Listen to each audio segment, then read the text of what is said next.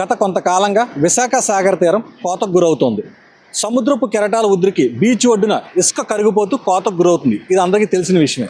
ఈ బీచ్ ఒడ్డు కోత కారణంగా వైజాగ్లోని బీచ్లలో అత్యంత ఫేమస్ బీచ్ ప్రాంతమైన ఆర్కే బీచ్ రోడ్డు మనుగడకే ముప్పు వాటిల్లుతోంది. ఈ తరుణంలో విశాఖపట్నం పోర్ట్ అథారిటీ సముద్రపు కోతల నివారణకు ప్రతి ఏడాది ప్రయత్నం చేస్తోంది.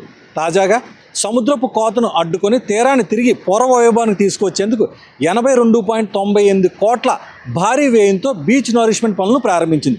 ఇప్పుడు జరుగుతున్న కార్యక్రమం కూడా అదే. ఏటా వర్షాకాలం తుఫాన్ల సమయంలో విశాఖ తీరం భారీగా కోతకు గురవుతుంది. దీన్ని అరికట్టేందుకు విశాఖపట్నం పోర్ట్ ట్రస్ట్ శాస్త్రీయ మార్గాన్ని ఎంచుకుంది.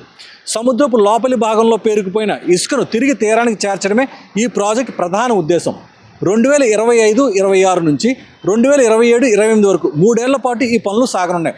కేవలం సముద్రం లోపల పేరుకుపోయిన ఇసుకను ఒడ్డుకు పోయడమే కాకుండా new sand trap, approaches, OHTB, OB1, OB2 వంటి కీలక ప్రాంతాల్లో వార్షిక నిర్వహణ డ్రెడ్జింగ్ను చేపడుతున్నారు. దీనివల్ల నౌకల రాకపోకలకు మార్గం సుగమం కావడంతో పాటు వెలికి తీసిన ఇసుక తీరానికి రక్షణగా మారుతుంది. విశాఖ బీచ్ పరిరక్షణ తమ ప్రధాన ప్రాధాన్యంగా విశాఖపట్నం పోర్ట్ అథారిటీ చర్యలు చేపడుతుంది. ఆర్కే బీచ్ వద్ద తీర కోతను నియంత్రించేందుకు ఔటర్ హార్బర్లోని శాండ్ ట్రాప్లో లభించే ఇసుకను క్రమం తప్పకుండా తీరానికి తరలించే బీచ్ నరిష్మెంట్ కార్యక్రమాన్ని ప్రతి ఏటా చేపడుతుంది.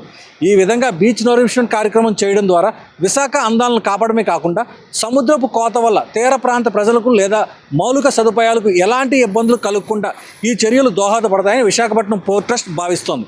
ఇందులో భాగంగానే ఇప్పుడు ఈ కార్యక్రమం జరుగుతుంది. ఇది ప్రస్తుతం ఈ కార్యక్రమం ఆర్కే బీచ్కి అత్యంత సమీపంలో ఉన్నటువంటి గోకుల్ పార్క్ సమీపంలోనే ఈ కార్యక్రమం చేపడుతున్నారు.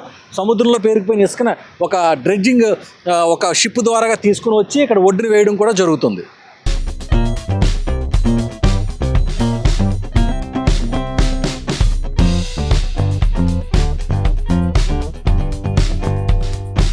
ఈ డ్రెడ్జింగ్ పనుల ద్వారా తీరం వెంబడి ఇసుక మేటలు పెరగడం వల్ల బీచ్ మరింత విశాలంగా మారి పర్యాటకులకు అనుకూలంగా మారుతుంది.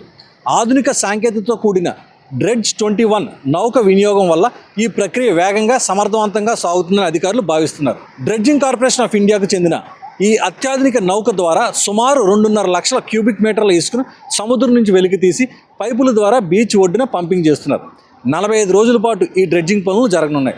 ఇలా పంపింగ్ చేసిన ఇసుక తీరం వెంబడి ఒక రక్షణ కవచంలో ఏర్పడి అలల తాకిడి నేరుగా బీచ్ ఒడ్డున తాకకుండా అడ్డుకుంటుంది. ఈ విధంగా జరగడం వల్ల ఇక్కడికి వచ్చే పర్యాటకులు కూడా ఈ ప్రాంతాన్ని చాలా ఆహ్లాదంగా భావించి ఇక్కడ కాస్త గడపడానికి ఇష్టపడతారు. కనుకే విశాఖపట్నం పోర్ట్ ప్రతి ఏటా ఈ కార్యక్రమం చేపడుతూ ఉంది.